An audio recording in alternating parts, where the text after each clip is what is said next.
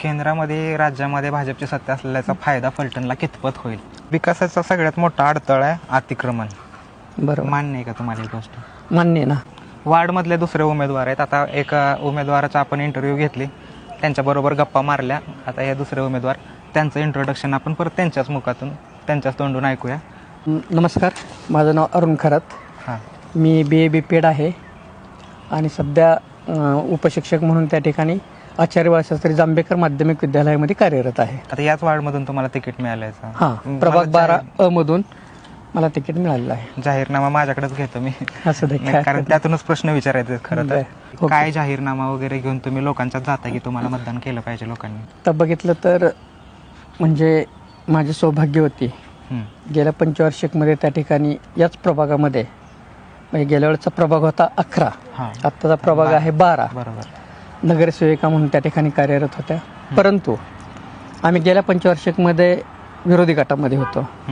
तरीसुद्धा या भागामधील म्हणजे माझ्या प्रभागामधील बरीचशी कामं या ठिकाणी करण्याचा प्रयत्न केलेला आहे. या स्वामी विवेकानंद नगरमध्ये जवळजवळ 3 कोटीची कामं केलेली आहेत. त्याचबरोबर पद्मावती नगरचे अंतर्गत रस्ते केलेले आहेत. त्याचबरोबर त्या ठिकाणी बारसकर गल्लीमधील रस्त्याचं काम केलं आहे, पिण्याच्या पाईपलाईनचं काम केलेलं आहे, गटर पाईपलाईनचं काम केलेलं आहे आणि जे अंतर्गत गल्ली आहेत त्या गल्ल्यांचं सुद्धा काँक्रिटीकरणाचं काम केलेलं आहे. परंतु आत्ता आम्ही लोकांच्या समोर जात आहे की जी अपूर्ण कामं राहिलेली आहेत ते निश्चितपणाने ह्यावेळी पूर्ण करण्याचा प्रयत्न करणार आहे. कारण आज जर आपण पाहिलं तर सत्तेत येणार आहे. आज केंद्रामध्ये भाजपची सत्ता आहे, राज्यामध्ये भाजपची सत्ता आहे. केंद्रामध्ये राज्यामध्ये भाजपची सत्ता असलेल्याचा फायदा फलटणला कितपत होईल तुमच्या अंदाज?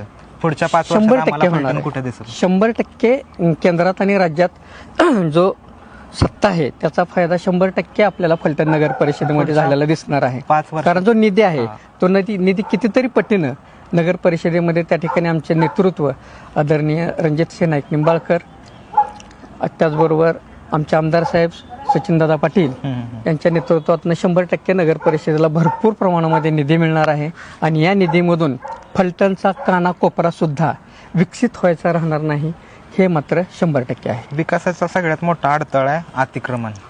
बरोबर, मान्य आहे का तुम्हाला ही गोष्ट? मान्य आहे ना. मग अतिक्रमणासाठी तुमचा काय उपाययोजना आहे? अतिक्रमण खरं तर म्हणजे जर निघलं त्यांना पर्यायी जागा देऊन ते जर अतिक्रमण पुनर्वसन खूप महत्वाचं आहे. पुनर्वसन त्यांचं करून घेणं अगोदर. पुनर्वसन केल्यानंतर हे अतिक्रमण काढल्यानंतर स्वच्छ सुंदर आणि म्हणजे अगदी कुठेही अडथळा नसणार असं फलटण त्या ठिकाणी दिसू शकेल.